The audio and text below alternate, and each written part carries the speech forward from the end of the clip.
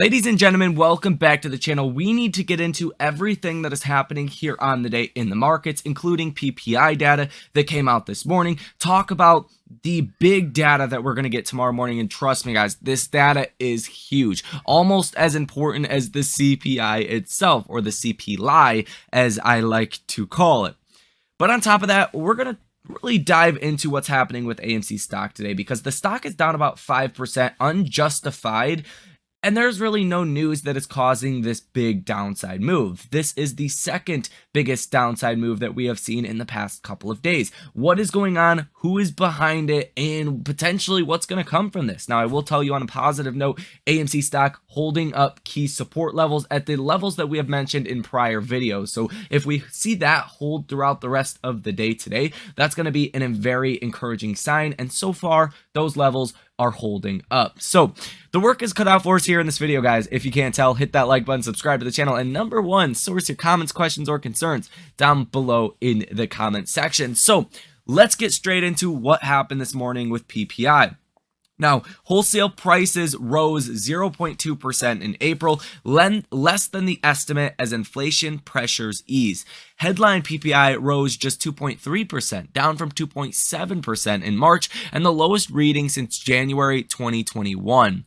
Portfolio management cost and gasoline prices helped push the increase, while a 37.9% plunge in chicken egg prices help keep the number in check. In other news, weekly jobless claims jumped to 264,000, the highest reading since October 30th, 2021. So a little bit of good and bad here. PPI coming in smaller than what the markets were expecting. But those initial jobless claims numbers came in pretty high, rising about 22% from the previous week. And that's kind of this story that you're going to start to see play out, because you're at record low unemployment rates. We have not seen unemployment at 3.4% since 1967. The Fed has raised rates a lot. Liquidity is stressed out right now, right? On just overall cash balances in people's accounts, or it's stress in the lending market. We're seeing lending conditions that are starting to dramatically get stricter, and they will continue to get stricter according to the Fed's senior loan survey that just came out yesterday. So you're not really seeing encouraging signs for what's to come in the labor market and in the economy as a whole. And this is really the first labor report that we've gotten, or a kind of recent report, call it, because these numbers are from last week. I mean, even the jobs report we got was from last month. The first domino to kind of start to set the tone of a weaker labor market to come. And ultimately, labor feeds into earnings, feeds into possibilities of recessions, right? So that is important. That is a big story of what is going on today. And obviously, this is following CPI that came out yesterday, which was not as bad as what people were expecting, but it was really bad, guys. Let's be real here. 0.4% core CPI month over month is like 4.8% annualized. So it's very high. It's a problem. And that is something that is also feeding into today. S&P down about 0.25%. Look at the Dow is down about 1%. Or 0.75%. And the Russell 2000 is down over 1%. So you are seeing quite a bit of red across the board today. Now, I don't think that is what is pushing AMC stock down 5%. If we go ahead and take a look at the charts with AMC, AMC is down 5.10% right now. Why is that happening? Well, it's artificial shorting. Now, this gets pretty interesting, because on one hand, we're going to take a look at the Ortex estimates for short interest, but that doesn't factor in market makers shorts, right? Market makers actually have a lot of shorts out on AMC right now because of these options that you are seeing, guys. Look at all of these options. As I scroll down here, if it just says a number right here for time, that's the time these were placed. All of these are for today. Every single option that you have seen is for a $10 put. Now, why are they targeting the $10 puts? Well, a lot of these $10 puts obviously are deep in the money, so the break evens are very close. If we just do a quick second of math here. These $10 puts are being bought for, this one is $6.25. That means the break even is $3.75. They're artificially shorting AMC stock in using the options, and we're talking about a lot of options, guys. So the first trade of the day, a May 19th, $10 put, worth $1.18 million. A July 21st, $10 put, worth $1.55 million. July 21st, $10 put for $1 million. A July 10th, $10 put for $1.5 million. Another $10 put for $800,000. Another trade for $1.2 million. Another one for $1.9 million. Another one for $1.25 million. A couple right here, hundreds of thousands of dollars, 200,000, 500,000, 600,000, 980,000, and more. Another one just came in. Literally, as we're making this video, 2 more just came in.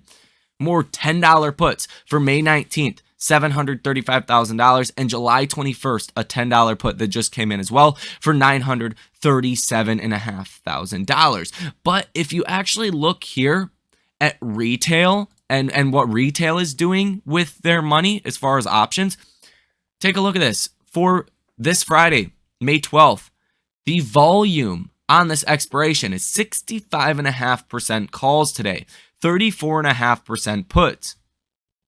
Even for May 19th, the volume for the day, 54% calls, 45% puts. So you're seeing the volume numbers actually looking very bullish here with AMC stock, but these large orders that are purchased at the $10 puts, dude, that is so far in the money, it's ridiculous, right? AMC is trading at $5 per share right now. So you're getting a lot of that artificial shorting, and hopefully you guys are aware of how this shorting works. If you're not, brief rundown. Hedge funds, they buy these in the money puts with low break evens. They could be like a 3% fall to break even or whatnot. Well, the market makers have to go out and short stock, because you have, if you're a market maker and someone wanted to exercise these puts, that means that they would essentially be able to sell their stock at $10 per share, right? Now, factoring in the premium that they're paying, market makers basically instantly have to go out and short AMC, because if they did not and the stock went way lower, then they would be upside down on hedging out these options trades. That's why you have a market maker, is for liquidity in the markets. And when people are going out and buying puts that are this large that you typically do not see on AMC, that's, you know, a very concentrated dose of shorting. And not to mention, all of them are at the $10 put.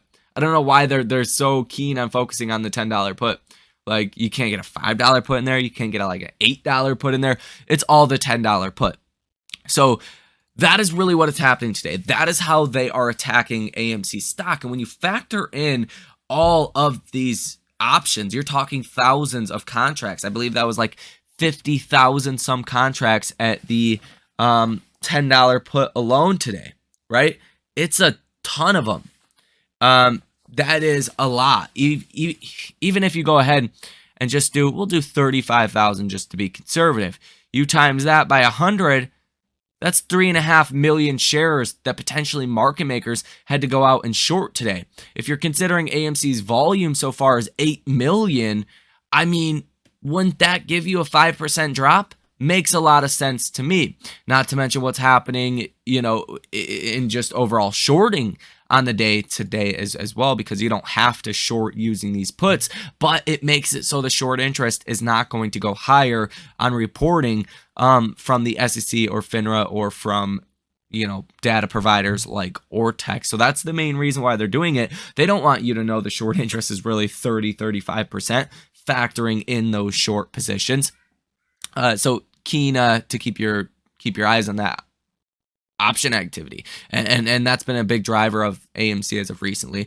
Now, the estimates for short interest, you got 25.15% over here from Ortex, about 130 million shares currently sold short, again based off the option activity alone.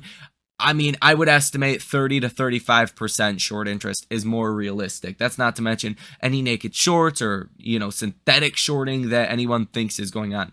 I just think my base case, 30, 35% short interest, considering the shares that are sold short by market makers because hedge funds are going out and buying these deep in the money puts. That's a fact. That happens, right? That's not a conspiracy. That's actual real life here. So short interest is a lot higher. Now, how does this affect AMC? Well, when AMC does rally, if we do get good news, or just because AMC can rally when it wants to, rallies, that puts a lot of pressure on those hedge funds. And as hedge funds do start to unwind those bearish bets, or when these options start to lose value, the market makers can go out and buy more AMC to basically cover on their short positions, right?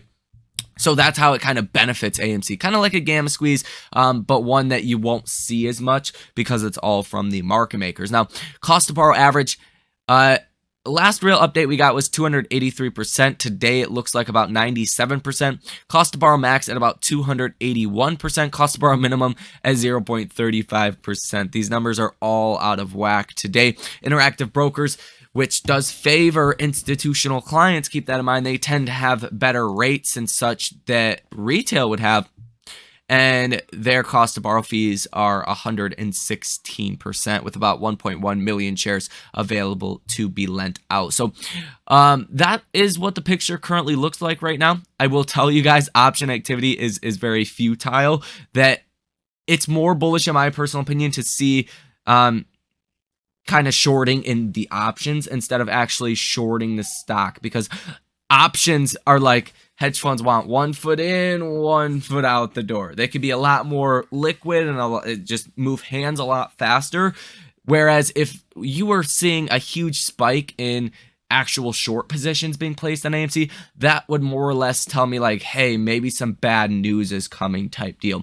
This isn't really indicative of that. It's like I said, 1 foot in the door, 1 foot out. They're kind of just, trying to make a couple dollars if the stock does go down from here, not really expecting a huge drop nonetheless. Now, let's talk about the data that comes out tomorrow, which is going to be equally, if not more important than the CPI data. And I know that is crazy to say, but it is the Michigan Consumer Sentiment Survey. Now, this survey has been going for like 60, 70 years. This is a highly respected survey on Wall Street. And it's not the overall survey number that I care about. I really don't give a shit what happens with that.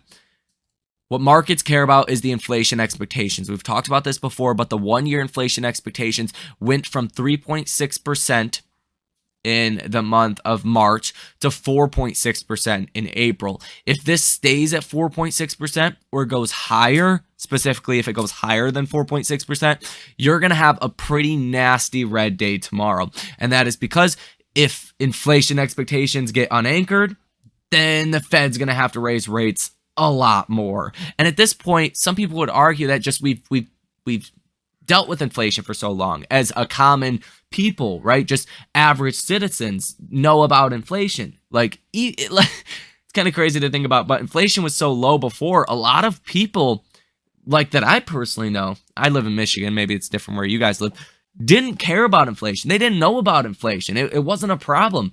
Well, now it's a problem. And people, when they find out there's a problem, right, they tend to think that problem's going to last forever. Kind of human psychology there, right? Things are bad, they're really bad. When things are good, they're really good. In all reality, they're not really good or they're not really bad most of the time. Long story short, this could mean that inflation expectations are becoming higher in people's minds, and that's going to make the Fed have to raise expectations a lot. Well, have to raise rates a lot more. And keep in mind, the last forecast was for 3.6%, and it came in at 4.6%. Very, very negative. Now, more importantly than that is the 5-year inflation expectations.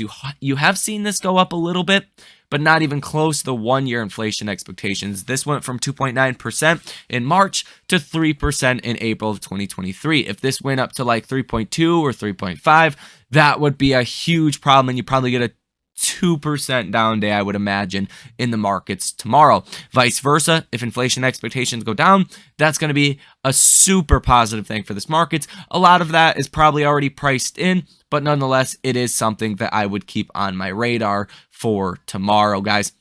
So there you have it.